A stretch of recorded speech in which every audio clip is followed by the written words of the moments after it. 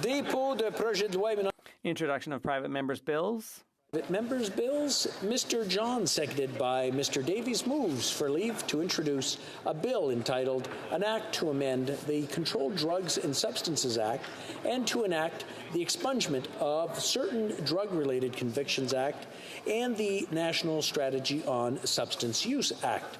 This motion is deemed adopted. The Honourable Member for Courtenay-Alberni. Mr. Speaker, I'm honoured to rise today to introduce the Health-Based Approach to Substance Use Act. I'd like to thank my colleague, the Honourable Member for Vancouver Kingsway, for seconding this proposed legislation, for his tireless advocacy for evidence-based drug policy, and for this bill, which was tabled by the very same member in the 43rd Parliament. We all know the situation is dire. Over 20,000 Canadians have died of overdoses in the last 5 years, and in the shadow of COVID-19, the opioid overdose epidemic has rapidly worsened across Canada.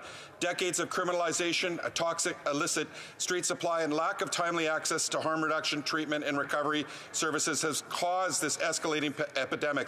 It's time to treat substance use and addiction as the health issues they truly are, to address stigma and trauma.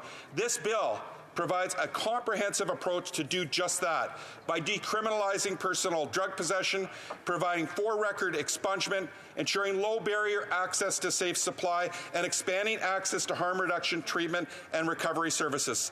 Mr. Speaker, I call on all parliamentarians to support this bill and these urgent and necessary steps to address Canada's overdose epidemic. And Mr. Speaker, this bill will save lives.